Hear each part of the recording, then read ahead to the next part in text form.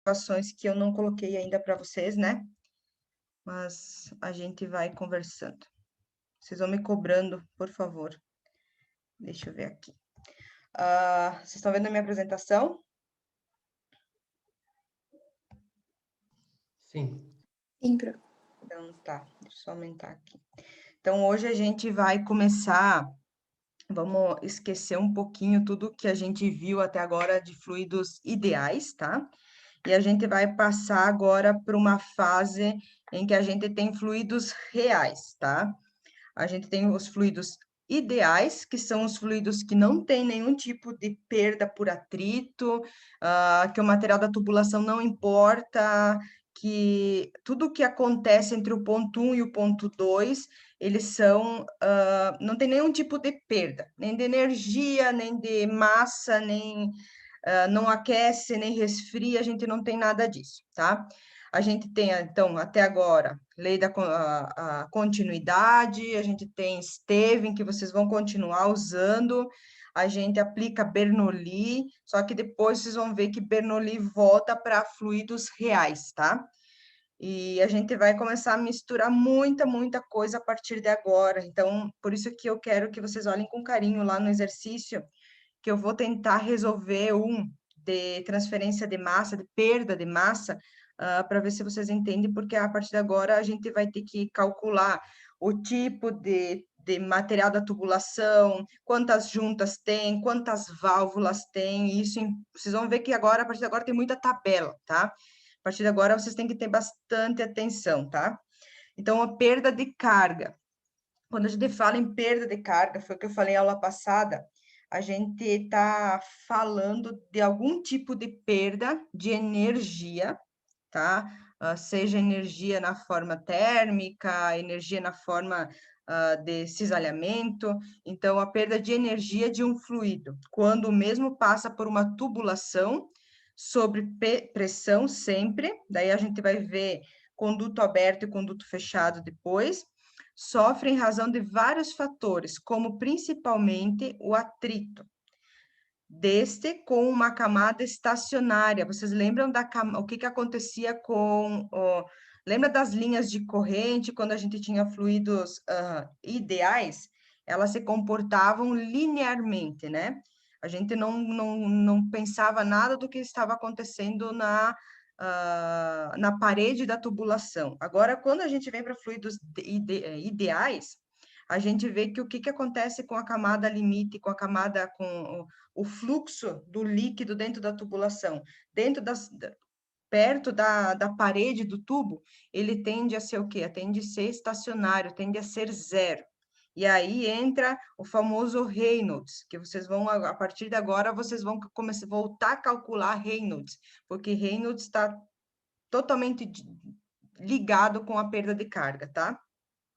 Então, fatores como atrito, destes com uma camada estacionária, que é aquela camada que, entre aspas, ela está parada, aderida à parede interna do tubo, ou em razão da turbulência, tá? Turbulência por alguma válvula, por algum empecilho mecânico, pela mudança de Reynolds, de um fluido laminar para um fluido turbulento, pela mudança de direção do traçado, se eu tenho 2 ou 3 tubulações que vão chegar juntas, e tudo isso, então, agora a gente vai ter que ter bastante atenção para cada sistema, tá? Principalmente viscosidade, tamanho do traçado, o que eu tenho no traçado, agora vocês vão ver que nos exercícios vai dizer assim, o traçado, vai falar em traçado a partir de agora, tá? O traçado indicado na figura contém, vocês vão ver lá, 2 T's, uma válvula, e tudo isso é tabelado, e a gente vai saber qual que é o fator de atrito que tem uma bomba. Qual que é o fator de atrito que tem um trocador de calor, trocador de calor é o que tem dentro das tubulações para aumentar a temperatura, por exemplo, ou resfriar o líquido. Então, tudo isso vocês vão ter que ter bastante atenção a partir de agora. Alguns eu vou sempre trazer para vocês, por exemplo, o dia da prova, tá? Não é prova, mas o dia da prova eu vou trazer e vou dizer para vocês, tal fator de atrito na bomba X é tal. Já vou trazer para vocês não terem que procurar nas tabelas, tá? Mas eu trago todas as tabelas na aula de hoje, tá? Então, a perda de carga corresponde à perda de energia que se dissipa na forma de calor em consequência do quê? Da viscosidade. A viscosidade nada mais é do que o atrito das partículas dentro do fluido. Partícula com partícula, partícula com a parte interna da tubulação. E do atrito externo. Então, ó, atrito interno, partícula com partícula, atrito externo, as partículas do líquido com as paredes da tubulação, as paredes internas da tubulação e da turbulência do escoamento, tá? Então, fluido ideal, eu não tenho perda de carga, vocês fiquem bem atentos quando vocês lerem os enunciados dos exercícios, fluidos ideais não têm perda de carga, e fluidos reais, que são os que têm perda de carga. Então, se há movimento, há perda de carga, e aí tem a grande sacada, fluido ideal, fluido real. O fluido ideal tem movimento, não tem? Um fluido ideal, a gente não calculou velocidade, a gente não calculou Bernoulli. Um fluido ideal tem movimento, mas ele não tem perda de carga, ok? Já, então, a perda de carga, ela pode ser calculada de duas formas, tá? A perda de carga contínua, então a gente vai começar a trabalhar. Perda de carga contínua ocorre no trecho onde tem os trechos retos de tubulação, tá? E perdas de carga localizada é quando eu tenho todo tipo de peça ou acessório dentro da tubulação, tá? Contínua, eu tenho um trecho reto, entre o ponto 1 e o ponto 2, ou o ponto inicial e o ponto final, eu tenho um trecho reto. Eu não tenho nenhum tipo de empecilho, entre aspas, nenhum tipo de peça ou algum tipo de conexão. Tá? E a localizada, vocês vão começar a calcular a perda de carga, do ponto 1 ao ponto 2, eu tenho 2 T's, eu tenho um cotovelo, e tudo isso vai aumentando a perda de carga, tá? Então, a perda de carga total de um sistema vai ser a perda de carga contínua, onde eu não tenho nenhuma peça ou nenhum acessório, mais a localizada, que é onde eu tenho peças e acessórios, tá? E aí a gente vai ver agora, a partir de agora, então, o que vai ser importante para nós? Todo tipo de peça e acessório, o tipo qual que é o Reynolds, se é turbulento, é laminar, qual que é o tipo de velocidade, como que o fluido está se comportando. Consequentemente, vai ter o que é outra coisa bem importante para a massa? Viscosidade, tipo de tubulação e tipo de acessório. Tudo isso vai ser bem importante. Também a gente fala em dois tipos de conduto, tá? O conduto forçado é aquele onde que o líquido ele escoa sob pressão diferente da pressão atmosférica. A canalização funciona cheia e o conduto é fechado. As canalizações, os condutos devem resistir às pressões internas. Geralmente, quando a pressão interna da tubulação é maior que a pressão externa, quando o tubo está totalmente cheio de líquido, e provavelmente pode ser que o Reynolds ele é elevado e o fluido está sendo transportado de maneira turbulenta. Então, a pressão tende a aumentar dentro da tubulação. Alguns exemplos: canalizações prediais de água quente e de água fria, a pressão é diferente dentro da tubulação, e canalizações de distribuição de água na cidade também é diferente da pressão externa. A pressão interna é diferente da pressão externa quando eu tenho tubulação cheia, o conduto é fechado, ok? E os condutos livres apresentam, então, uma superfície livre, e essa superfície livre vai fazer com que a pressão interna seja igual à pressão atmosférica.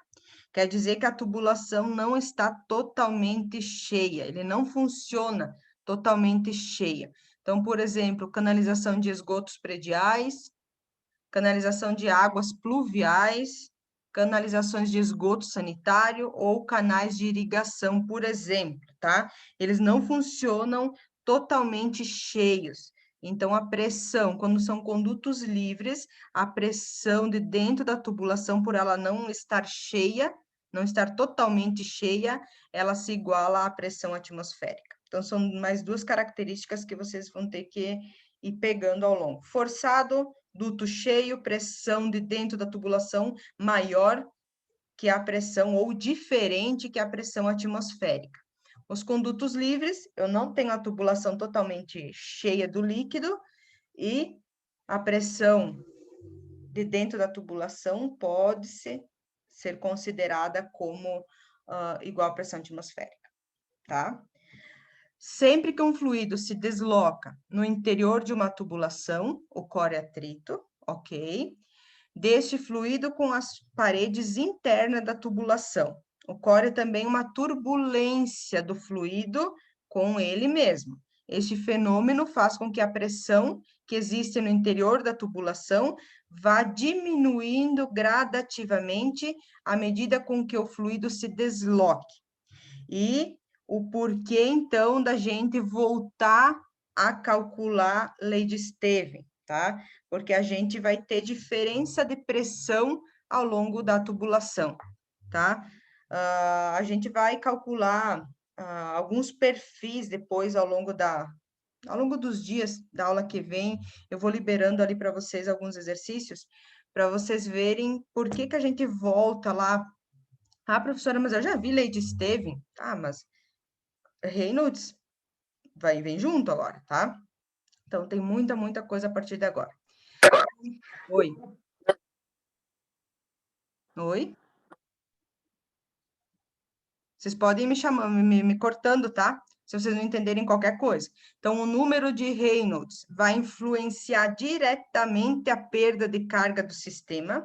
Então, a partir de agora, a gente vai voltar a calcular Reynolds, tá? Para todo tipo de sistema, porque dependendo do número de Reynolds, vocês podem ver tanto na figura A quanto na figura B, que a perda de carga é bem distinta, ok? O que acontece no fluido A?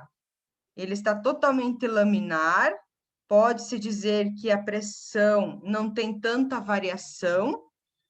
Já no fluido B, eu tenho um fluido totalmente turbulento, quer dizer que o atrito entre as partículas é muito maior, mas daí eu posso dizer que o perfil de velocidade aqui na parede do tubo pode ser que ela não tende a zero, porque eu tenho uma turbulência muito maior das partículas e faz com que a camada limite não fique estagnada. Dá para a gente falar bastante coisa a partir de agora, então vocês se atentem bastante ao número de Reynolds, tá?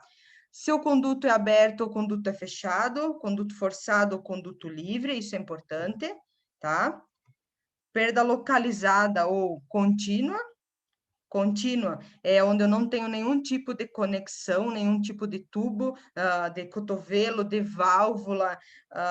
Vocês vão ver depois de aspersão e dispersão e perda de carga localizada. Quando a gente vai calcular pedacinho por pedacinho, vocês vão ver como que é interessante fazer isso, tá?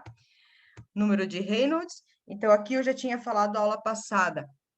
A perda de carga, ela é retardada às paredes, porque o perfil de velocidade tende a zero na parede da tubulação, ok? E acelerada na linha central da tubulação, tá? Ou na linha de corrente, como a gente costumava falar. Quanto mais próxima da parede, mais retardada é a velocidade. Então, a velocidade na parede das tubulações para fluidos reais, eles começam a tender a zero.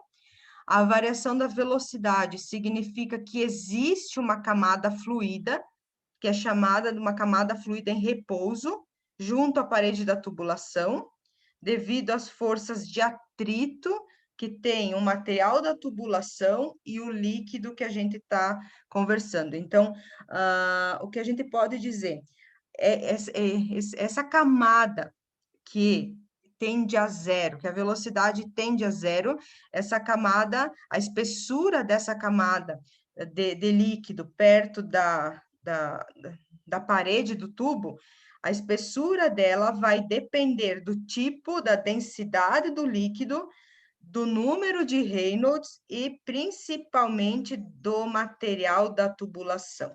Depois a gente vai ver, eu trouxe bastante tabelas para vocês. A gente pode calcular o fator de atrito, que é como que está se comportando o material da tubulação e o líquido, tá? Ou a gente já tem quase tudo tabelado, tá? Hoje em dia a gente tem algumas coisas bem interessantes que a gente consegue, nos livros, encontrar todas as tabelas. Eu tentei trazer o máximo de tabelas que eu consegui trazer, consegui colocar nas apresentações para vocês irem achando, tá? O segundo efeito é a perda de energia, então a perda de massa ou a viscosidade influencia a viscosidade, a densidade do fluido e o material influencia a espessura dessa camada estacionária, a gente vai calcular também ela depois. E o segundo efeito é a perda de energia do fluido através do escoamento devido à densidade, tá? O que pode acontecer? Quanto mais denso o fluido, a gente pode chegar a uma conclusão. Quanto mais denso for o fluido, maior pode ser a camada que está estagnada, que está com velocidade tendendo a zero, tá? Tem algumas coisas bem interessantes a partir de agora. Então, as forças de atrito resultam em perdas de energia, tá? Perda de massa, perda de energia, concluindo-se que a energia total do sistema da tubulação ou a carga total de um fluido que está em fluxo, de fluidos reais, não é constante, tá? Então, num fluido ideal, não tenho perda de carga, eu não tenho atrito. Para fluidos ideais, reais, na verdade, a gente já começa a ter algumas características bem peculiares, tá? Essa energia é gradualmente dissipada ao longo da tubulação, causando uma queda de energia ao longo da linha de corrente, ao longo daquelas linhas que sinalizam para que sentido que está tendo o fluxo de líquido, também denominada perda de carga ou perda de pressão. Aí eu tinha trazido para vocês aquela figura que mostrava que as linhas de energia, tá? E quando a gente tem registro ou não tem registro, o que acontece com os regimes? Porque às vezes, quando a gente tem algum registro, a gente abre muito o registro, passa de laminar para turbulento, ou de turbulento passa para laminar se eu abrir o registro muito, muito pouco. Então, isso também vai estar influenciando bastante. Se não houvesse perda de energia, se eu não tivesse nenhum tipo de perda de energia quando eu estou trabalhando com fluidos reais, o que aconteceria, será? Se eu não tenho perda de energia, e fluidos reais têm perda de energia, e se eu não tivesse perda de energia, o que ia acontecer?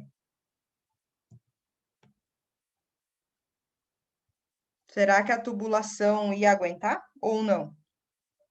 Eu tenho perda de energia, tenho aumento de pressão dentro da tubulação, eu tenho perda de carga da tubulação, tenho aumento ou diminuição da temperatura, com isso eu tenho aumento ou diminuição da densidade, dependendo da tubulação do material, a minha camada limite, vamos chamar assim, a camada que está estagnada na superfície do conduto, ela tende a zero, mas se ela for... O que acontece se eu não tiver isso? Se eu não tivesse perda de energia dentro das tubulações reais, o que acontecer será? Será que a tubulação ia aguentar? Acho que não, né? Então, as perdas distribuídas ou perdas por atrito, elas podem ser traduzidas como resistências externas e resistências internas do escoamento. Eu posso chamar também assim, o fluido X encontra uma resistência Y para a tubulação com material PVC, por exemplo. De repente, se eu mudar o material da tubulação, a minha resistência diminua. Eu consigo ter uma vazão maior, uma velocidade maior, com uma perda de carga um pouco menor. Então, a porosidade da tubulação vai influenciar também. O que são resistências externas? São aquelas resultantes do atrito do fluido externa, atrito do fluido com a parede da tubulação, e interna é partícula com partícula. As partículas, vamos supor, da água, bem no meio da tubulação, elas têm uma característica, que são as resistências internas e as resistências externas. As externas são aquelas causadas pelo atrito contra a parede da tubulação, ou na mudança de direção, ou na aceleração, no aumento ou na diminuição da vazão, no retardamento do escoamento. As resistências são maiores quanto maior a velocidade e menor o diâmetro da tubulação. As resistências são maiores quanto maior a velocidade ou menor o diâmetro da tubulação. Resistências internas são as resultantes da viscosidade do fluido. São maiores quanto maior a viscosidade e a velocidade do fluido. Então, essas resistências refletem uma gradual diminuição da pressão. Geralmente, o que acontece numa tubulação de 10 metros? A pressão, ela tende a diminuir, tá? Não é que ela vai diminuir, ela tende a diminuir. Então, se vocês calcularem a diferença de pressão entre dois pontos de uma tubulação que esteja transportando um fluido X num sistema real, provavelmente vocês vão encontrar uma diferença de pressão não tão significativa, mas tem uma diminuição da pressão devido tanto às resistências internas quanto às resistências externas. Até aqui tudo bem, gente? Vocês vão ver que hoje tem bastante informação, e pouca gente entrou na sala, mas vamos conversando, tá? O estudo de perda de carga pode ser analisado sob conceitos teóricos, mas principalmente para o nosso caso aqui, conceitos práticos. Eu vou deixar para vocês, não sei se vocês costumam assistir vídeos no YouTube ou naquele canal Me Salva, vocês gostam de assistir vídeos? Júlio, você gosta de assistir vídeo? Prof, eu gosto, mas eu geralmente quando eu tenho alguma dúvida eu sempre revejo a aula, sabe? Tá. Eu tenho alguns exemplos que eu vou deixar para vocês verem o que é um duto forçado, um aberto, um fechado, quando muda Reynolds, o que acontece. Tem uns videozinhos bem legais, bem curtinhos, tá? E eu vou deixar ali no AVA. Provavelmente essa semana até quinta, eu não vou prometer hoje, porque hoje está corrido de novo. Para vocês darem uma olhadinha, se não dá uma olhada lá naquele canal Me Salva, tem várias coisas que dá para vocês, às vezes, entender o que é a perda de carga, se a gente não vai ir para o laboratório, né? Então, vocês conseguem visualizar melhor, tá? Então, considerando um trecho de tubulação, conforme a figura que a gente tem aqui, que representa um setor X da tubulação, com um diâmetro D, não me importa o diâmetro por enquanto. O que vocês estão enxergando nessa figura aqui? Eu tenho o quê? Uma porosidade do material da tubulação. A gente sabe que a tubulação, ela não é assim, tá? Aqui a gente tem um aumento muito maior para a gente ter ideia de quanto é importante o tipo de material para a tubulação. Na nossa área aqui, a gente chama de aspereza, mas nada mais é do que a rugosidade do material.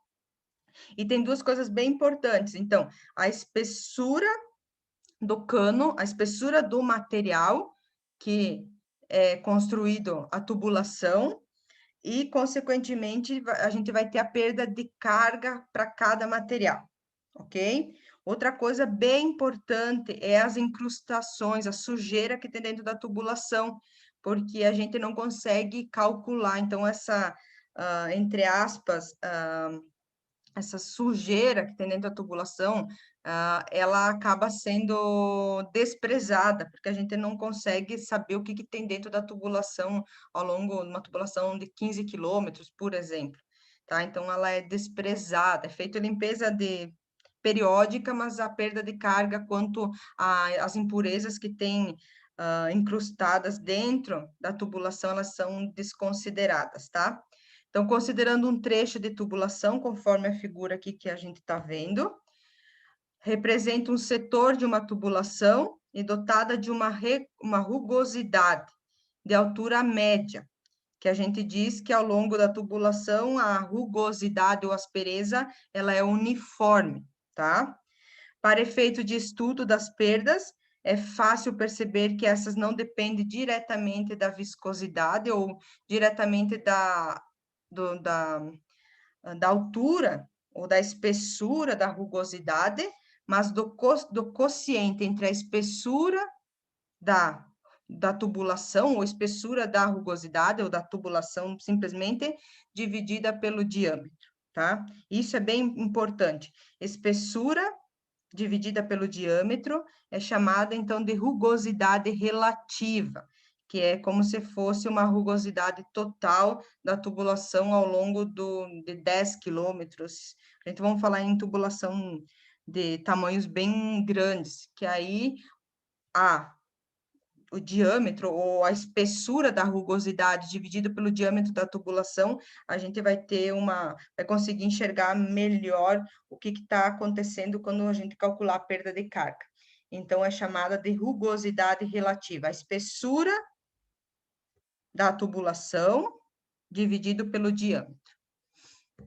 Aí tem várias coisas aqui, a dependência entre o fator de atrito e o número de Reynolds. Vocês vão ver que vai ter muita fórmula, muita tabela na aula de hoje. Então, quando vocês se sentirem cansados, vocês vão me avisar, ó, professora, não estou mais entendendo nada. Aí eu vou parar e vou tentar trazer bastante exercícios resolvidos para vocês, tá? Então, a dependência entre o fator de atrito e o número de Reynolds e a rugosidade, não é fácil da gente conseguir interpretar tudo isso. Então, o que eu tenho? Tenho o fator de atrito da tubulação, tá? Que é a espessura dividida pelo diâmetro. Eu tenho o número de Reynolds e a rugosidade relativa. As três coisas, elas andam juntas e uma é consequência da outra, tá? Então, uma das dificuldades é determinar a rugosidade, e aí vários cientistas, vários físicos vieram trabalhando e fazendo tabelas, e esse Nikuratse, ele utilizou algumas rugosidades artificiais dentro do laboratório, e ele conseguiu determinar uma relação, tá? Que é uma relação da viscosidade ou da rugosidade artificial, que é Reynolds, em função do diâmetro da rugosidade, lá da altura da rugosidade, dividido pelo diâmetro da tubulação, o qual foi validado sob uma sequência numérica de repetições. Então, ele fez milhões de repetições para a gente conseguir chegar nessa fórmula aqui, tá? Então, a fórmula universal da perda de carga distribuída. Perda de carga distribuída, eu não tenho nenhum tipo de empecilho dentro da tubulação, não tenho nenhum tipo de cotovelo, eu tenho uma tubulação, é a parte reta. Só que o que acontece? A partir de agora, vocês vão ter um sistema, eu vou trazer para vocês um sistema, e nesse sistema vocês têm pedaços da tubulação que são chamadas de distribuída, que eu não tenho nenhum tipo de empecilho, ou eu falo empecilho quando eu tenho algum tipo de válvula, de cotovelo, alguma coisa assim, trocador de calor, e tenho pedaços onde eu tenho. Então, a gente vai ter que fazer vários cálculos juntos. Então, o primeiro cálculo é a fórmula universal da perda de carga distribuída. Ela vem devido a essa relação aqui de Reynolds pela espessura da rugosidade da camada, dividida pelo diâmetro da tubulação. Então, ele chegou nessa fórmula aqui. Então, para a região de número de Reynolds inferiores a 2000, Então, aonde eu tenho o regime laminar, o comportamento do fator de atrito pode ser atribuído por intermédio da equação, conduzindo a função do quê? Perda de carga distribuída é igual a 64 dividido por Reynolds. Então, o Reynolds, para a carga distribuída, ele tem que ser em regime laminar, ok? Primeira fórmula que vocês vão entender bastante.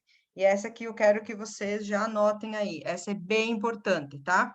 Fórmula universal de perda de carga distribuída. Quando eu tenho um Reynolds laminar e eu não tenho nenhum acessório, tá? Não tenho nenhum cotovelo, eu tenho um espaço da tubulação que ela está, pode-se dizer, reta, sem nenhum empecilho, tá? Primeira fórmula, 64 dividido por Reynolds. Essa fórmula, ela chegou devido àquelas duas outras condições lá.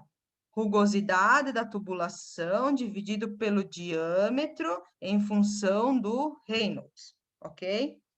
Então, ele chegou, através de vários e vários estudos, chegou nessa fórmula, 64 dividido por Reynolds. Primeira fórmula universal da perda de carga distribuída. Aí vem 1 milhão de outras fórmulas, tá? Quando a gente trabalha com fluidos em escoamento laminar. Depois a gente vai trabalhar com fluidos em escoamento turbulento. Quando eu tenho escoamento laminar, eu aplico uma gama de fórmulas. Eu tenho um tipo de perda de carga. Quando eu começo a trabalhar com fluidos turbulentos, o meu fator de perda de carga, o jeito que eu estou perdendo carga, fica totalmente diferente, tá? Então, por isso que é bem importante, a partir de agora, voltem lá na aula de Reynolds, deem uma olhada, como se calcula, tragam de novo, que agora a gente vai usar bastante. Geralmente, eu vou dar o Reynolds, mas vou dizer, ó, é turbulento e é laminar. Ou, às vezes, eu vou pedir para vocês calcularem e, através do cálculo de vocês, vocês vão fazer todos os cálculos, tá? No cálculo de perda de carga distribuída, em escoamento laminar, também tem algumas outras fórmulas a partir de agora, tá? Que vai levar em consideração o quê? A densidade do fluido, então a perda de carga distribuída em metros, quer dizer o quê? É 32 vezes o comprimento da tubulação, essa fórmula aqui eu tô falando, tá? Então, a perda de carga distribuída ao longo de uma tubulação reta, que não tenho nenhum acessório, é igual a 32 vezes o comprimento da tubulação, ok? Vezes a viscosidade do fluido, dividido pela densidade vezes a gravidade, vezes, quem que é esse? Velocidade média dividido pelo diâmetro do conduto ao quadrado. É bastante coisa, né? Então, a partir de agora, vocês tentem colocar, quem tem um caderno aí, copia a fórmula, daí faz escoamento laminar, eu vou usar isso, isso, isso. Escoamento turbulento, isso, isso, isso. Então, a gente vai dividir a partir de agora, escoamento laminar, escoamento turbulento, tá? Então, aonde o F, a gente pode usar a equação de Hagen-Poiseuille ou Darcy, que também é bem estudada, tá? Darcy também ele fala, em vez de ele usar o 32 vezes o comprimento, ele usa esse Fzinho aqui, que é um fator de atrito. Então, vocês podem tanto calcular a perda de carga por escoamento laminar através desta ou desta forma. O que vai ter influência aqui? Eu posso ter simplesmente o comprimento da tubulação, aí eu uso essa primeira fórmula, ou eu posso dar o fator de atrito. O fator de atrito, vocês já usam a segunda fórmula. O fator de atrito vai ser o comprimento da tubulação, então, a perda de carga distribuída ao longo da tubulação vai ser o fator de atrito, que eu posso dar através de uma tabela, ou vocês vão calcular o fator de atrito, vezes o comprimento dividido pelo diâmetro, vezes a velocidade ao quadrado, dividido por 2G, energia cinética, tá? Então, vai ser o fator de atrito pelo comprimento da tubulação dividido pelo diâmetro, vezes a energia cinética, energia em movimento. Então, tem as duas fórmulas que vocês podem utilizar. Depende se vocês têm só o comprimento da tubulação e vocês têm a viscosidade do fluido. Opa, mas eu não tenho a viscosidade do fluido. Então, eu posso trabalhar aqui embaixo. Trabalhar pelo fator de atrito e pelo comprimento pelo diâmetro, ok? Que nada mais é do que a fórmula aqui, ó, fator de atrito. Aí, o que que vocês têm agora? O que que vocês podem fazer aqui? Ah, eu não tenho a viscosidade do fluido. Não sei que viscosidade tem esse fluido. A professora não passou. Então, eu não tenho viscosidade. Então, opa, vou ter que trabalhar com a segunda opção. Segunda opção fala fator de atrito.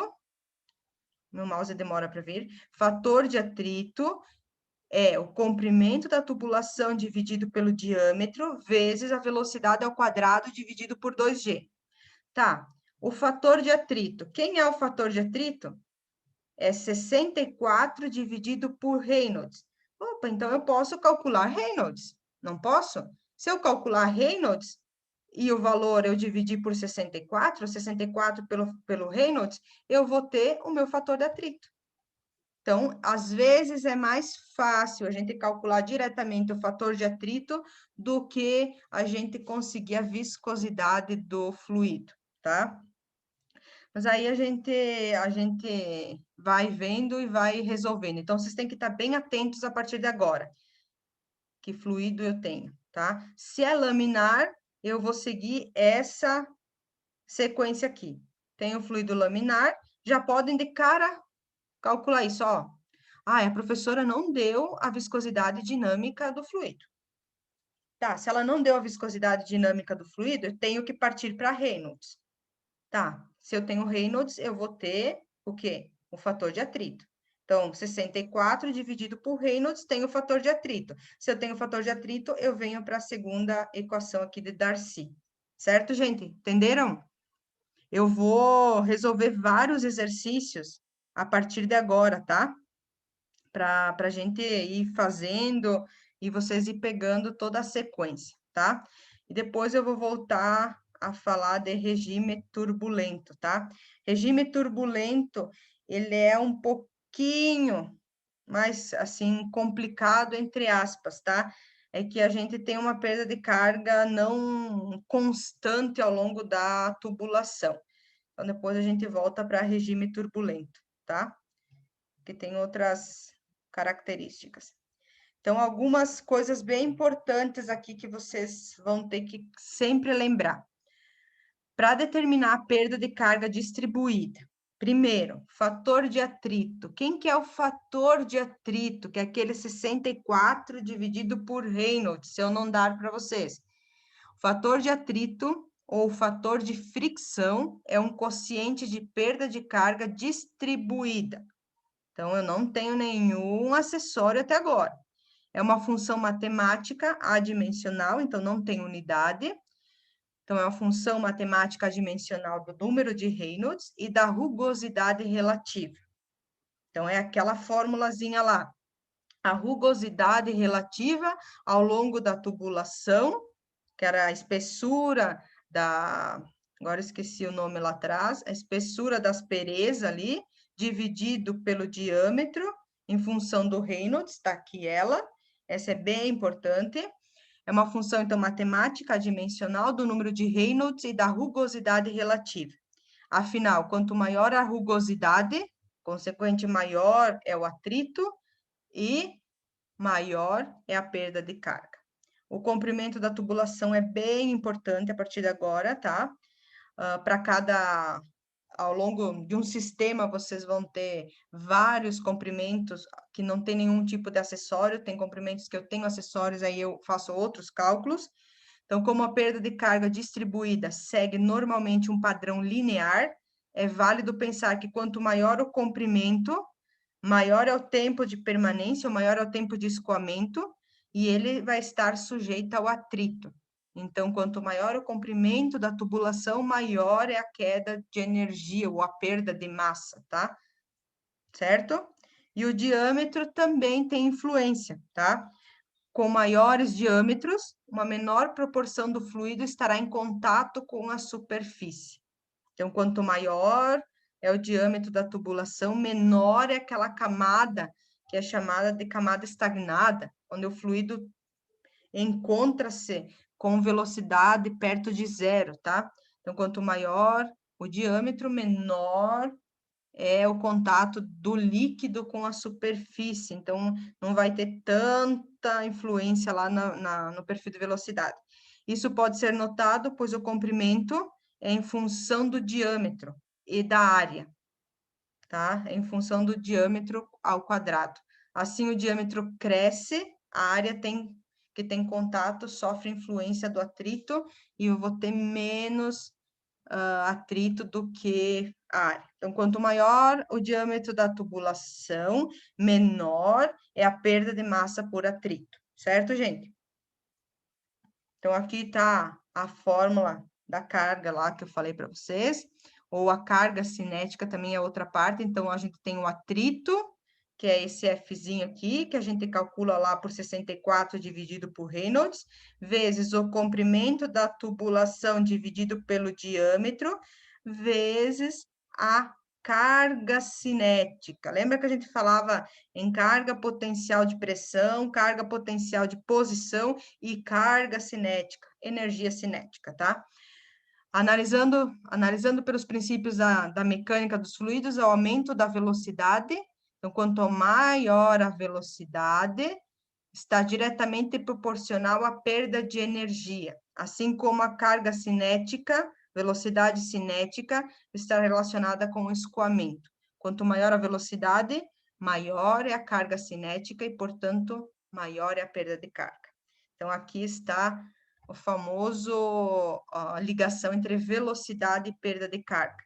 Por isso que, às vezes, é mais vantajoso a gente trabalhar com Reynolds bem menor e com o diâmetro maior, por exemplo, e a gente consegue uma velocidade maior de elevação de líquido e a gente tem uma perda de massa um pouco menor. Então, a perda de carga, vocês nunca esqueçam, tá? A perda de carga, o HF, tá? Ou a perda de massa, perda de carga, é igual ao fator de atrito, que não tem unidade, ele é adimensional, porque é aquele 64 dividido por Reynolds, vezes o comprimento em metros da tubulação, dividido pelo diâmetro, em metros também, vezes a velocidade ao quadrado, metros por segundo, dividido por 2 vezes a gravidade. Gravidade, vocês tanto podem usar o 10 direto como o 9,81, tá? Eu sempre vou colocar 9,81, vocês podem, se quiser usar o 10, já usa o 10 direto que vocês já economizam, às vezes, um pouco de tempo ou não. Mas usam, quem quiser usar o 10, pode usar o 10, tá? 9,81. Então, isso é uma das partes mais importantes da aula de hoje, tá? Calcula Reynolds, tá? A professora deu viscosidade dinâmica. Então, se ela me deu viscosidade dinâmica, eu vou ter que calcular a velocidade, quem sabe, não sei. Ou não me deu viscosidade dinâmica, eu vou ter que partir para o Reynolds, pelo fator de atrito, tá? Isso é bem importante para a nossa aula de hoje. Quando a gente trabalha também a perda de carga ao longo de um escoamento laminar, tem outras características, tá? A razão entre a perda de carga e o comprimento do conduto, comprimento da tubulação, representa um gradiente ou uma inclinação da linha de carga, que é denominada perda de carga. Quem que é a perda de carga? Ou a razão entre a perda de carga contínua e o comprimento. A gente tem o quê? A gente tem a perda de carga unitária. Então, eu posso pedir a perda de carga total do sistema ou a perda de carga unitária, que é o quê? Que é a perda de carga que vocês calcularam aqui, tá? Então, essa é a perda de carga total do sistema. Aí, a professora louca vai pedir para vocês a perda de carga unitária. por metro. Ah, lá no quilômetro 5 da tubulação, no ponto A, eu quero saber qual que é a perda de carga. Então, vocês vão ter a perda de carga total do sistema, que ela está aqui, e vocês vão simplesmente dividir pelo comprimento da tubulação, que aí vocês têm a perda de carga unitária, ou chamado de J. Então, é a perda de carga total do sistema, que vocês calcularam lá atrás, dividido pelo comprimento, tá, da tubulação. Aí vocês vão ter a perda de carga unitária por metro ou por centímetro, geralmente é por metro, tá? Considerando-se as duas equações anteriores, tanto para a perda de carga total do sistema, quanto para a perda de carga unitária, ainda a gente tem uma outra segunda equação. Se eu não tiver o comprimento da tubulação, eu dou a perda de carga total de um sistema, e eu peço a carga unitária. Tá, eu dei do sistema, mas eu não falei quantos metros tem a tubulação.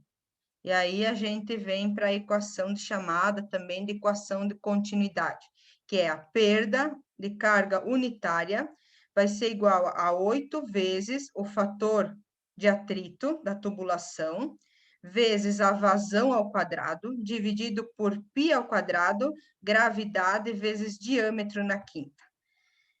É bastante coisa, tá? Esse Fzinho a gente calcula aqui atrás, né? Reynolds. Então, eu posso ter essa situação também aqui. Eu não tenho perda de carga total do sistema. Eu não dou para vocês qual é o tamanho da tubulação, qual que é o comprimento da tubulação. E aí, eu peço isso para vocês. Qual que é a carga, perda de carga unitária de um sistema abaixo? Aí, vocês só calculam Reynolds.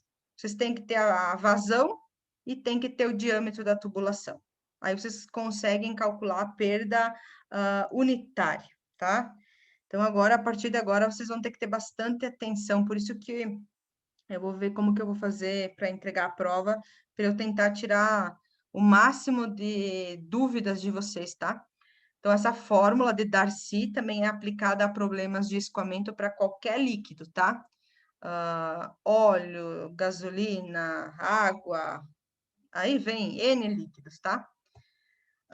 O método racional, que é aquele método que a gente tem a fórmula universal de perda de carga, que foi determinada tanto por Darcy quanto por Eisenbach, eu não sei dizer esse nome, foi denominado em 1850, então há muitos anos atrás, alguém já estudava toda essa parte de fluidos, é recomendada pela ABNT, esses dois tipos de cálculo, como, por exemplo, pela NBR também, para instalações prediais de água fria, já que tem aplicabilidade prática ao conseguir explicar a perda de carga em função da velocidade ao longo da tubulação, tá?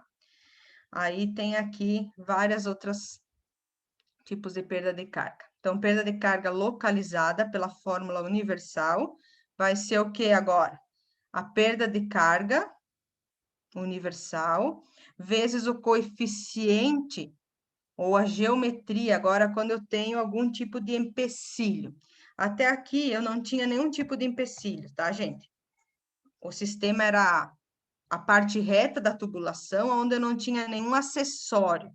A gente chama de empecilhos, mas são acessórios. Agora, aqui, quando a gente tem acessórios.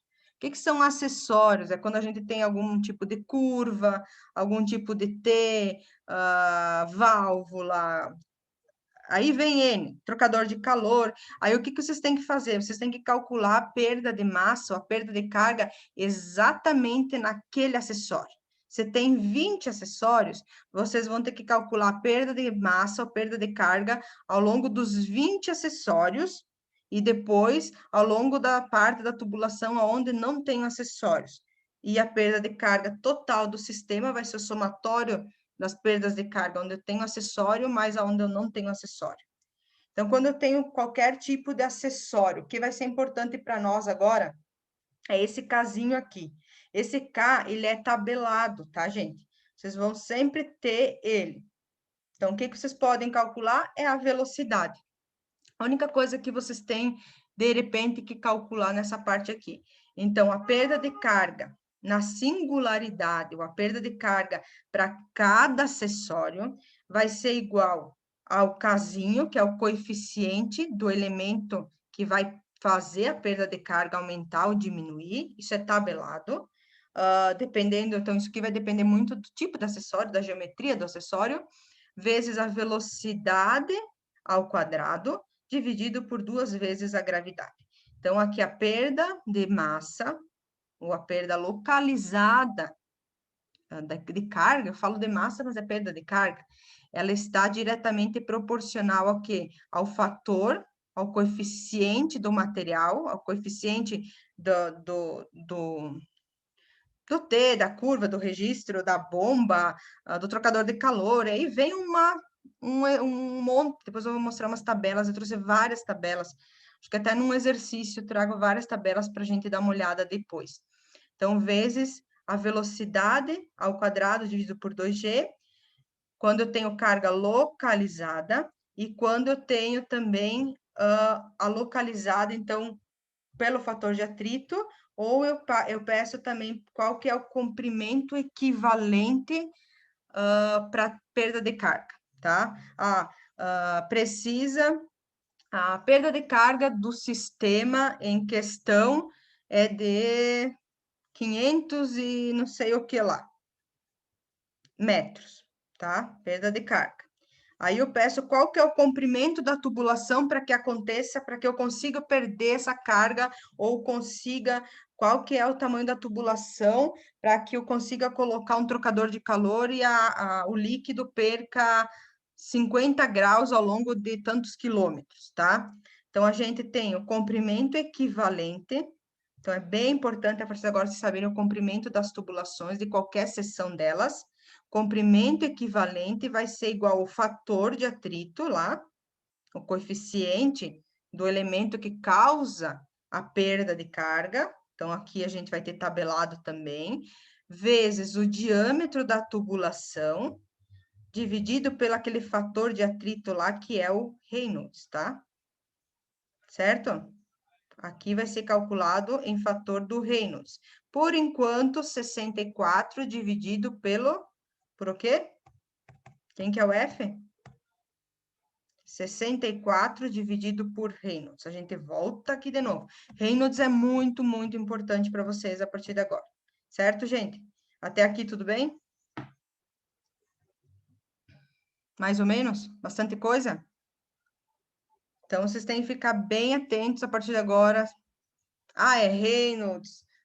Eu não tenho isso, então eu tenho que calcular através daquilo. E vocês têm que ter bastante atenção a partir de agora, tá? Alguns métodos empíricos também. Então, até agora vimos o método racional ou um método universal para calcular a perda de carga, com utilização, então, da fórmula universal, que é aquela fórmula lá que tem função de Reynolds. Entretanto, para sistemas mais complexos, do tipo de rede de conduto, entre outros, torna-se praticamente inviável a gente conseguir calcular através dos métodos, ou daqueles métodos sem o uso de computador, tá? Quando são sistemas muito, por exemplo, um ramal, ou sistema muito complexo, onde eu tenho 7, 8, 9, por exemplo, uma rede de água, uma rede de esgoto, a gente tem quantos fluxos entrando dentro de uma mesma tubulação. Então, isso é bem difícil de calcular. Então, geralmente, a gente tem alguns programas de computadores que ajudam a gente a estudar isso de uma forma mais fácil. Então, por essas razões, as fórmulas práticas ou as fórmulas empíricas são estabelecidas por pesquisadores ainda em laboratório, tá? Eles fizeram em laboratório N milhões de vezes aquele ensaio. Elas não são muito utilizadas, embora sejam mais restritas do que os métodos anteriores, pois só podem ser empregadas dentro das condições limites estabelecidas nas suas experiências, tá? Então, tem algumas coisas que são complicadas. Então, na impossibilidade de se obter a perda de carga de qualquer tipo de tubulação pela fórmula universal, aconselham-se a determinação utilizando as fórmulas a seguir, tá? Se por acaso a gente não conseguisse determinar toda a perda de carga devido ao meu sistema ter N entradas e não se enquadrar dentro das fórmulas que eu passei para vocês, a gente tem algumas outras que dá para trabalhar também, tá? Então, aqui vai variar bastante, por isso que eu estou pensando no dia da prova ficar aqui com vocês. Vamos ver como que a gente vai fazer para eu ajudar vocês como... Ah, não, tu tem que seguir dessa forma, não. Então, tem alguma... Quando a gente não consegue aplicar nenhuma fórmula dessas aqui, tá? Que eu não tenho como fazer nada disso, tá? Que eu falei até agora, a gente vem para um outro sistema, tá? Onde eu tenho perdas mais complexas, ou eu tenho acessórios mais complexos, e aí a gente vem para algumas fórmulas que são chamadas de fórmulas de aplicação prática, tá? Para tubulações, nesse caso, de diâmetros até 4 polegadas, tá? Para tubos, quando eu tenho tubo de aço galvanizado, ou eu tenho ferro fundido, conduzindo água fria dentro de um sistema, a gente calcula como perda de massa localizada, vai ser 0,002021 da vazão elevada na 1,88, dividido pelo diâmetro na 4,88. Então, isso tudo tem toda uma dedução bem complicada através disso. Então, são para tubulações onde eu tenho tubulações mais assim complexas, vamos falar assim, que é o que acontece na prática para a gente, né? Na prática, a gente não consegue ter, é como se fossem fluidos ideais e fluidos reais, né? Na prática, não existe o ideal, tá? O ideal, ele vem para a gente conseguir entender como que as coisas funcionam, mas a gente tem o real, tá? Então, a perda de carga, então aqui vai ser o J, vai ser em metros, MCA agora é metro por coluna de água, tá? Tanto para tubos de aço galvanizado ou ferro fundido, aí mudou o tubo, vai para cobre PVC, os dois para água fria. Quando o tubo é de cobre ou PVC, então muda o fator ali, vamos chamar de fator de atrito, então ele vai para 0,00086 da vazão elevada na 1,75, dividido pelo diâmetro, na 4,75. E aí, quando eu vou trabalhar com água quente, o que acontece? Eu só mudo o fator ali que ele passa para 0,007, tá? É bastante coisa, tá? Então, vocês têm que ficar bem ligados. Não consigo calcular o fator de atrito, porque o Reynolds, ele muda ao longo da tubulação. Vocês têm que ficar bem atentos. O Reynolds mudou ao longo da tubulação, eu não tenho como calcular pelo sistema laminar. Então, eu venho para o FAIR aqui, SAL, que usa exemplos práticos, tá? Então, isso foi conduzido na prática. Então, essa fórmula, ou essas fórmulas aqui, elas talvez sejam as mais utilizadas. A gente sabe que vem tudo lá dos Estados Unidos, tá? Dos países de influência americana. Ela originou-se de um trabalho experimental com grande número de tratamentos, então vem da parte experimental bem forte aqui, vários diâmetros, várias vazões, vários tipos de materiais, aí vem um monte de tabelas a partir de agora, tá? E vários tipos de repetições ele fez trabalhando com isso. Ela deve ser utilizada para escoamento de água a temperatura ambiente, para temperatura quente também, vocês viram lá, para tubulações com diâmetro maior ou igual a 2 polegadas ou 50 milímetros. E para regime turbulento, tá? Então, trabalhei aqui, é quando eu não tenho não sei se o regime é laminar, então eu vou trabalhar com turbulento. Se eu falar para vocês, pessoal, o regime é laminar, o fluido... Aí vocês têm essas fórmulas aqui, tá? Fluido laminar, vou utilizar essas cinco fórmulas para fluidos laminares. Aí venho para fórmulas práticas, tá? O que acontece na nossa prática. Aqui também é a mesma, aí começam métodos empíricos. Então, vocês podem classificar métodos empíricos aqui, ou métodos complexos, é quando a gente tem fluido turbulento, certo? Então, a equação é recomendada para escoamento turbulento, escoamento de transição, então é da onde passa do laminar para o turbulento, eu já começo a trabalhar com esse tipo de fórmula. Líquidos, água, por exemplo, a 20 graus, pois não leva em conta o efeito viscoso. O diâmetro, em geral, maior que 4 polegadas, e aplicação em redes de distribuição de água, adutoras, sistemas de recalque. O método dos comprimentos, lá da tubulação, consiste em substituir para efeitos de cálculo os comprimentos equivalentes dos tubos, que é igual à perda de carga. Para a determinação dos comprimentos equivalentes, usa-se as tabelas de comprimentos dependendo da situação. Então, comprimento equivalente, vocês vão ter as tabelas, tá? Isso significa que seria como a gente substituir, por exemplo, uma curva de 90 graus por um comprimento do conduto em metros, e a perda de carga contínua nesse comprimento equivalesse à perda localizada naquela curva lá, naquele joelho. Então, tem muita coisa aqui que vocês vão começar a calcular aqui, tá? Para determinar o fator de atrito, no caso de perdas, existem inúmeras maneiras conhecidas, como a gente já viu algumas lá atrás. Outro método é através, então, do Reynolds pela razão do diâmetro e o coeficiente equivalente da perda de carga, que foi o que a gente falou lá atrás. Mas usem aquelas, eu vou sempre trazer para vocês. Tem o diagrama de Moody também, que ele é uma função da viscosidade pelo Reynolds e pela porosidade, ou pela, como se fosse, aí sempre esqueço lá, que não é porosidade, mas é a porosidade da tubulação. Então, o diagrama de Moody, eu vou trazer os dados para vocês sempre, mostra que o fator de atrito diminui com o número de Reynolds. Quanto menor o número de Reynolds, menor o fator de atrito. Então, quer dizer que quando o fluido é laminar, o fator de atrito tende a diminuir. Então, em uma tubulação horizontal, onde o diâmetro é constante, tá? Estou na horizontal, o diâmetro é constante.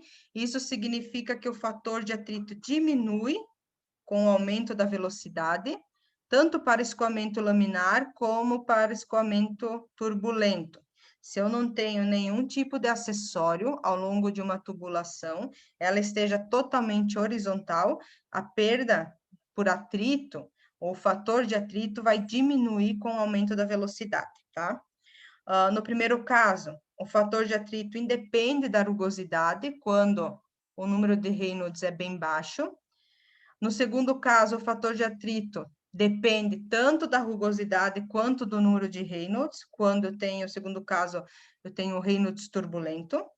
E para valores muito grandes de velocidade, a tendência nos cálculos nos diz que, e a tendência através do diagrama de Moody fala que quase todo fator de atrito depende do tipo de material, da rugosidade do material. Quanto maior, quando a velocidade é muito alta, Reynolds não vai tanto depender, tá? O escoamento não vai depender se é turbulento ou laminar. Se a velocidade é muito grande, Reynolds não vai fazer tanta diferença. O que vai fazer diferença no fator aqui vai ser a rugosidade.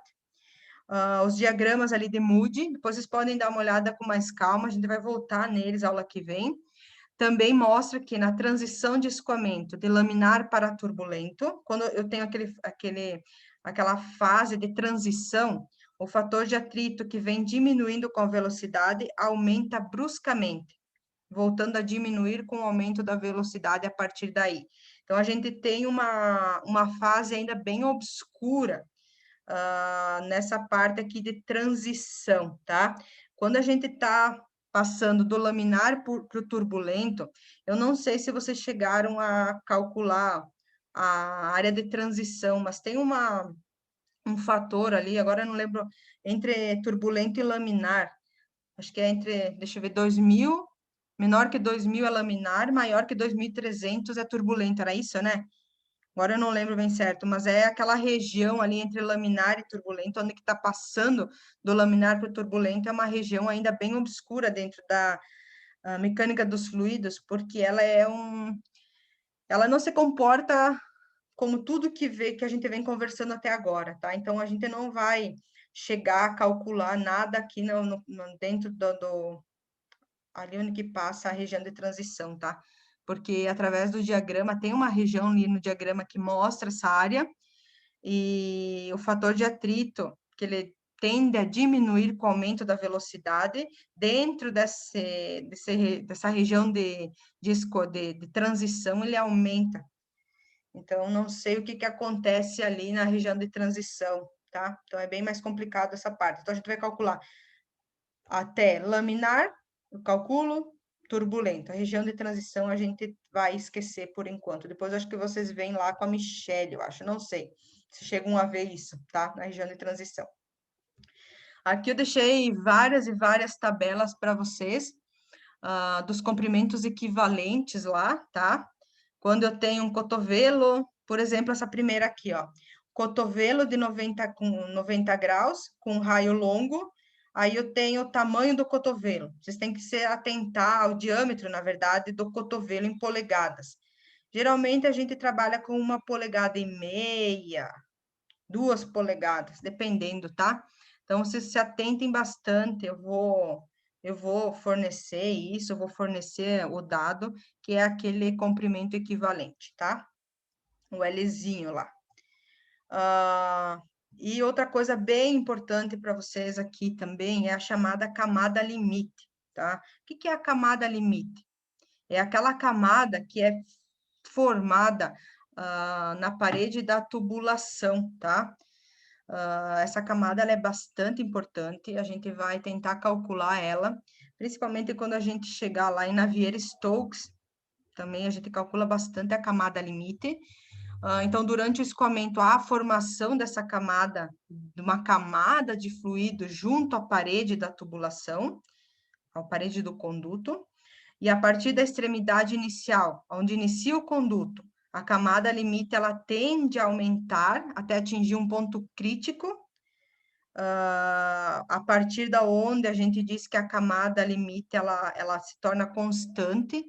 A gente vai ter um filme na parede da tubulação, aonde a gente considera a velocidade igual a zero. Então, o que acontece? Começou no início da tubulação, a camada limite tende a aumentar até um ponto chamado de ponto ótimo, ponto crítico, aonde ela não pode aumentar mais. Então, ela vai ficar constante ao longo da tubulação. Isso a gente vai calcular também. Então, aqui tem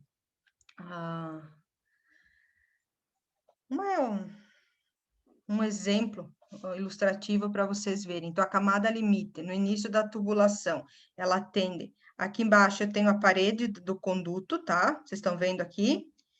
E aqui eu tenho a camada limite. Ela tende a aumentar até um valor X, aonde ela vai se tornar constante e não vai ser mais chamada de camada limite ou vai ser chamada de filme laminar, porque ela se torna constante. E como que vocês vão calcular qual que é a espessura da camada limite ou a espessura do filme laminar dentro de uma tubulação, aonde eu tenho turbulência, onde eu tenho um Reynolds elevado, onde eu tenho, por exemplo, fluido laminar e, agora esqueci, turbulento. Então, a gente calcula a espessura do filme laminar, ou a espessura da camada limite, vai ser 32,5 vezes o diâmetro da tubulação, dividido por Reynolds, vezes a raiz quadrada do coeficiente de atrito.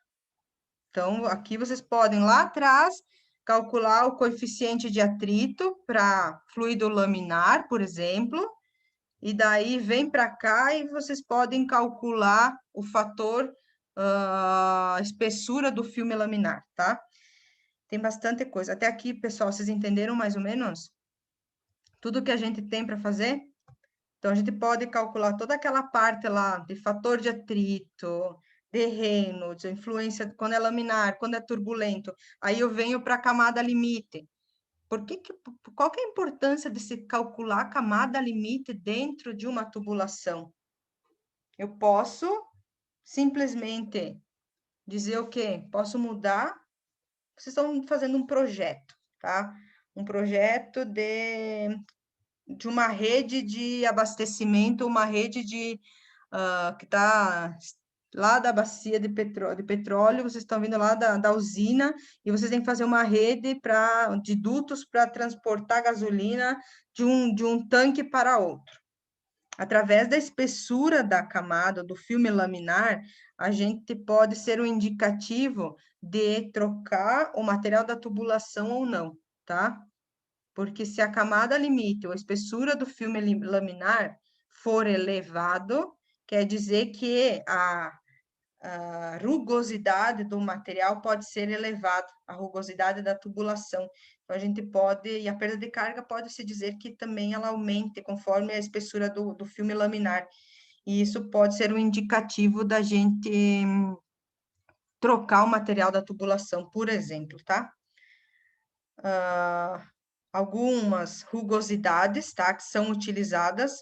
Rugosidades, aí tem várias e várias fórmulas aqui para tubo liso, tubo rugoso, e aí vem, quando eu tenho tubo rugoso e tubo liso, vai ter uma transição ali, tem muitas coisas, tá? Por enquanto a gente não vai entrar aqui, tá? Então, tem algumas rugosidades aqui internas de tubulação, que é aquele Fzinho, que eu disse para vocês que é calculado, tá? Então, tem aqui umas rugosidades, a mínima, a usual, usem sempre a usual, tá, gente? Eu vou dar para vocês isso, mas olha, tubo de aço com juntas soldadas, quando eu tenho grandes incrustações, pinturas, enferrujamento, revestimento por imersão em asfalto quente, tubos de concreto, tubo de ferro fundido, eu tenho uma tabela enorme, depois eu vou trazendo para vocês aqui. Latão, cobre, chumbo, plástico, número 6 aqui, e o meu mouse ele não aparece às vezes. Então, tubo de plástico, tubo de PVC, a gente vai ter muita coisa, eu vou fornecer tudo isso para vocês, tá? E aqui é que a gente vai chegar mais uma parte. Como que eu calculo, então, a perda de carga lá, que eu falei para vocês, para cada acessório do sistema, como que eu calculo a energia mecânica ou energia cinética por atrito?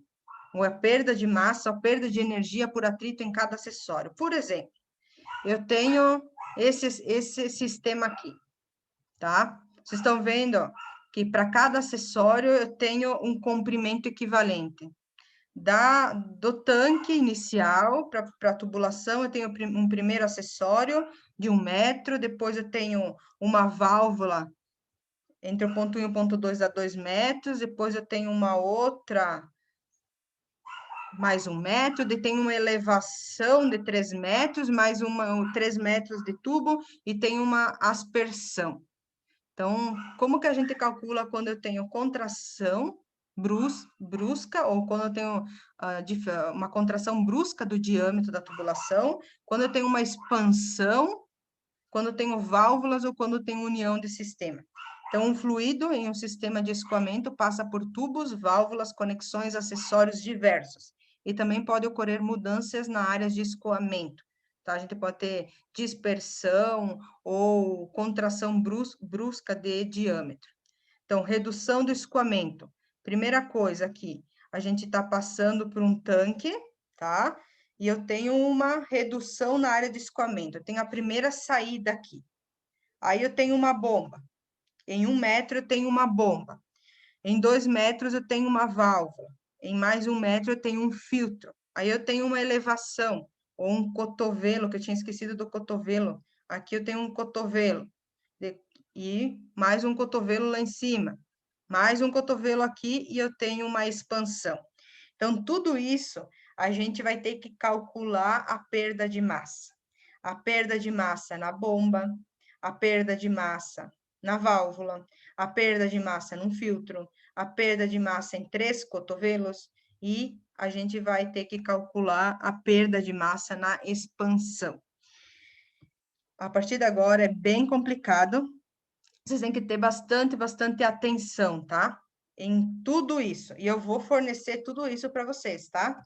Ah, eu tenho uma bomba, aí eu quero saber o fator de atrito, o fator de perda da bomba. Qual que é o comprimento? Tudo isso vocês vão ter dados no sistema, tá? As perdas de cargas nos acessórios, para qualquer tipo de acessório, bomba, válvula, cotovelo, decorem da separação de uma camada de escoamento e uma chamada de formação de correntes de EDI. O que é isso? É quando eu separo as camadas do fluido, as linhas de corrente. As linhas de corrente na superfície aqui da tubulação, a gente sabe que elas têm a camada limite, é lá que a gente faz o cálculo. A gente sabe que a gente aumenta a camada limite até um valor ótimo, onde ela fica constante. As outras linhas de corrente, elas seguiriam o fluxo normal se eu não tivesse nenhum obstáculo. E o que que acontece aqui? Quando eu tenho qualquer tipo de obstáculo, as linhas de corrente vão bater no obstáculo e vão ficar turbulenta e vão voltar. E existe uma zona aqui de elevada perda de massa ou ganho de energia, que é aqui que a gente vai se deter bastante tempo, tá?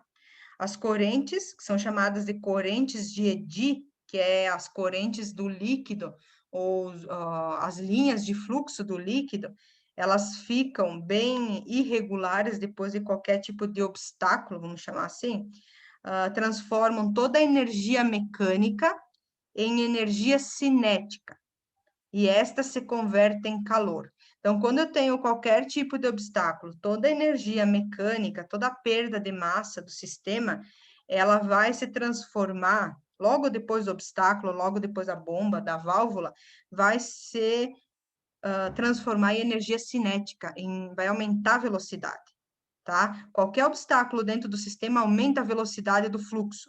Aumentando a velocidade do fluxo, vai dissipar, vai ganhar mais calor o sistema e, consequentemente, vai ter perda de massa mais alta quando é localizada. E aqui tem, então, o fator de perda de massa localizada, então, o método de coeficiente é igual a velocidade dividido por 2. Tem bastante coisa, gente, tá? O comprimento equivalente também vai ser 2 vezes o fator de perda, vezes o comprimento equivalente, dividido pelo diâmetro, vezes a velocidade ao quadrado, a velocidade cinética, que ela tende a aumentar logo após o cotovelo ou o que for. Pessoal, até aqui, ok? Como que vocês estão? Tem bastante coisa, né? Então, isso aqui que é bastante importante para a nossa aula de hoje. A gente vai trabalhar em regime laminar, vai esquecer o regime de transição aqui e vai passar para regime turbulento, certo, gente? Tem mais algumas coisas que eu vou trazer. Isso aqui que é bem importante, tá? Depois, olha, eu trouxe bastante tabelas para vocês, com fator de atrito, quando eu tenho uma válvula, quando eu tenho um joelho, quando eu tenho uma curva de 180 graus, e essa é a aplicação principal, tá? Eu sempre vou ter um tubo principal, tá? E vou ter N variações do tubo principal. E é isso que nos causa todo aquele trabalho lá da segunda parte. Então, sempre tem um tubo inicial, o tubo inicial tem o fluxo inicial e depois eu posso ter várias derivações do tubo principal. Então, aqui tem válvulas quando está aberta, 3/4 da válvula aberta, quando tem 1/2 da válvula aberta, quando tem 1/4 da válvula aberta, isso quer dizer uma perda de carga localizada diferente. Tem várias, válvula macho, válvula borboleta, Muita coisa aqui para vocês. Pessoal, vou chegar até aqui, tá? A parte de expansão, eu vou deixar para a aula que vem, tá? Porque não é muito difícil também. A parte de expansão é como se a gente calculasse. Agora, a parte de expansão, a gente vai ter que calcular do diâmetro interno e o diâmetro inicial e o diâmetro final, tá? Da parte de contração. Contração súbita ou expansão é quando eu tenho uma diminuição abrupta do diâmetro, ou eu tenho um aumento abrupto do diâmetro. Tanto faz, quanto diminuição, quanto aumento. Então, parte da energia potencial se dissipa nos turbilhões, então é formado um turbilhão. Por exemplo, aqui eu tenho um diâmetro inicial, aí eu tenho uma contração abrupta do diâmetro, e pode ser que aqui na frente eu tenha outra expansão. O que que acontece aqui? Então, acontece um aumento abrupto da energia potencial, da energia cinética, e a gente tem que levar em consideração a velocidade média dentro do tubo, tá? Como que a gente calcula o fator? O fator de perda. Então, vai ser 0,5 do quê? De 1 menos o diâmetro final, o diâmetro da saída do tubo, dividido pelo diâmetro inicial, o diâmetro da entrada do tubo, entrada da expansão. Tem bastante coisa, gente. Vocês estão pegando mais ou menos? Tem muita coisa aqui, contração total, zona de estagnação, aí os tipos de saída. Para cada tipo de saída, de expansão ou de saída de tubulação, a gente tem um fator de perda tabelado, tá? Quando eu tenho retratante, reentrante, bordas retas. Reentrante é quando eu tenho uma parte da tubulação entrando do menor diâmetro, um afunilamento entra dentro da de maior diâmetro, depois eu tenho de bordas retas, que é o que mais acontece, bordas arredondadas, perfil fluido dinâmico, e tem muita coisa a partir de agora, tá? A expansão total, daí dentro das expansões, quando eu tenho válvulas e acessórios, é tabelado também, mas eu vou parar por aqui hoje para vocês não se perderem muito, tá? Eu vou parar aqui, tá? Em regime turbulento para válvulas e acessórios. Certo, gente? Até aqui vocês conseguiram pegar alguma coisa ou não? Como que vocês estão?